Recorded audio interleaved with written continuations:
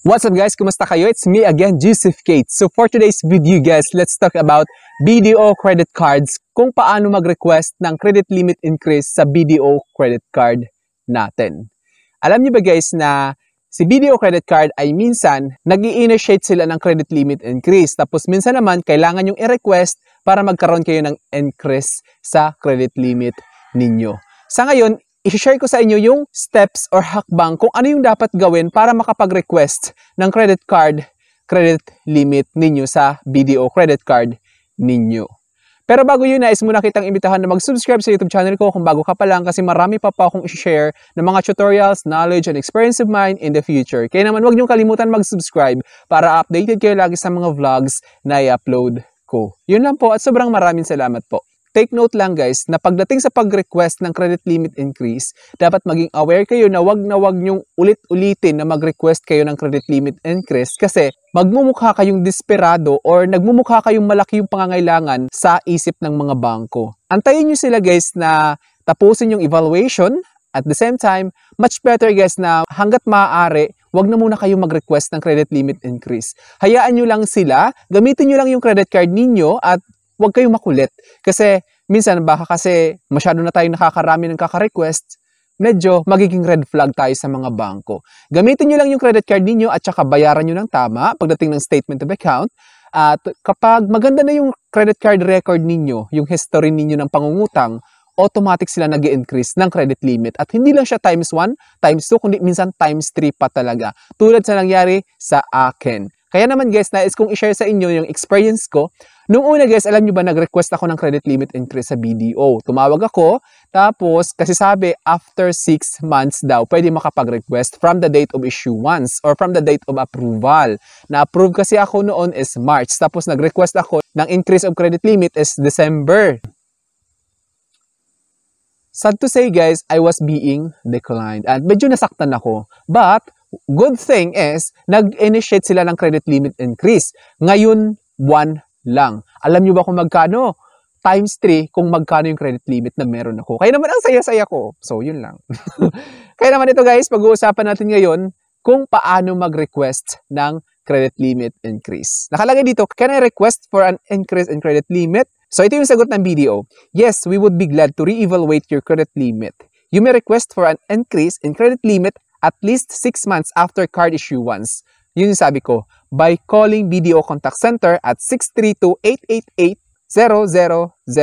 So, your card must be in good credit standing, tulad ng sabi ko, at the same time, at the time of request. Please note that this is subject to evaluation and additional documents may be required to process the request. So, eto guys, sinasabi nila na may additional documents kasi minsan nagtatanong sila if may existing credit card tayo. Tapos tinatanong nila kung magkano yung credit limit, ganon. Hindi naman nila tinatanong yung card number, basta nagtatanong lang sila kung may other cards ka ba or wala. Ako kasi sa case ko is, nung nag-request ako guys, sa case ko meron kasi may other credit cards ako. 3 yung credit cards ko. Tapos sinabi ko, tinanong nila kung magkano yung limit. Tapos after few days, nag-text, we regret to inform you na decline yung credit limit request of increase ko. So medyo na-hurt ako dun sa part. At hinayaan ko na lang, hindi na ako nangulit. Kasi sabi ko, pag patuloy ko silang kukulitin na mag-request ng credit limit increase, magiging red flag ako sa bangko. At ngayong buwan lang guys, March, nag-times 3 yung credit limit ko. Yung dating 30,000, nakikita nyo, ayan yung papel ng dumating na credit card na pinadala nila, BDO Shopmore Mastercard, 30,000 yung binigay nila, yung initial credit limit. Tapos, after 1 year, times 3 yung binigay. 110,000 na yung credit limit ng credit card ko ngayon. Kaya naman saya-saya ko sa part na yun. Ganun siya. Kaya sinasabi ko sa inyo, ulitin ko lang, wag niyong kukulitin yung bangko. Kapag na-decline na kayo, wag na kayo muna mag-request ulit. Antayin nyo mga ilang taon, 3 years, 4 years. Kasi minsan, hindi umabot ng 1 year, nag-i-initiate sila ng credit limit increase. Kapag hindi nila naramdaman na parang desperado ka masyado. Ito guys, to request a BDO credit card limit increase, you can call BDO Contact Center at 632-888-80000 at least 6 months after card issuance, ensuring your card is in good credit standing. The request is subject to evaluation and additional documents may be required. Tulad ng sabi ko, kailangan nilang i-evaluate yung account ninyo. Kasi syempre, sa loob ng 6 months guys, malalaman na nila doon kung okay yung record mo sa kagamit ng credit card mo, kung nagbabayad ka ba ng tama, ganon. Here's a more detailed explanation. Timing. You can request an increase in your credit limit at least 6 months after your BDO credit card was issued. Contact. Call the BDO contact center at 632-8888-0000 to initiate the request. Bago na kasi itong contact number nila.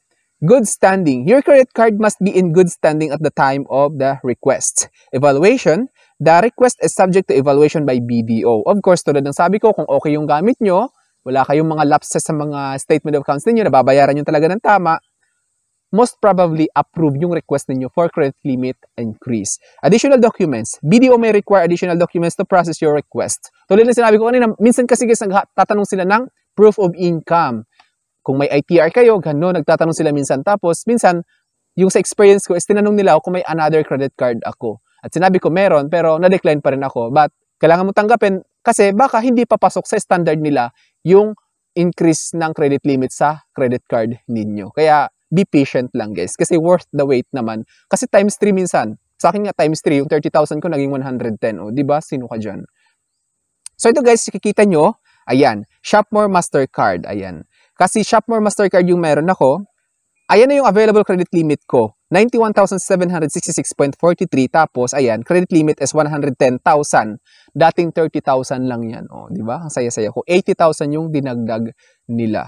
Tapos ito guys, i-share ko na lang din other details or further details about my credit card. Gusto ko na lang din i-share sa inyo since nandito na lang din tayo. Ayan. Shopmore Mastercard ang meron ako. Then, statement details. Ito guys, pag sinasabing statement balance, yun yung dapat nyong bayaran. Pagka-generate ng statement of account ninyo, during that date, kung magkano yung statement balance, yun yung bayaran nyo para makaiwas kayo sa interest charges. Kasi may nakalagay doon, minimum amount due, ayan, minimum amount due 883.24. Ngayon, kung yun lang yung babayaran ko, yung maliligtas lang ako is yung penalties. Pero may interest na siya next billing cycle. Tapos ngayon, kung hindi ko nabayaran itong minimum amount due, may interest charges, may penalties, and other fees. Kaya malulubog tayo sa utang kapag hindi natin nabayaran ng maayos yung credit card bill natin. Kaya naman maging aware dapat kayo guys sa statement of account ninyo.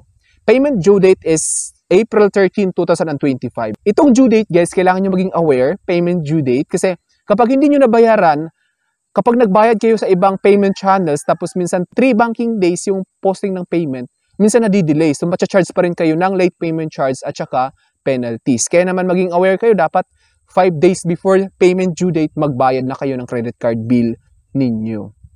Tapos ito, makikita nyo, last payment amount, 1,936. Kung dito makikita nyo sa record guys, kapag clinic nyo yung details, ayan, makikita nyo yung statement balance, statement date, yan. Kapag clinic nyo yung details sa homepage ng credit card ninyo. So I think that's all for now. Sana may na-share ako. It's me again, Joseph Kate. Don't forget to subscribe for more videos. Bye-bye!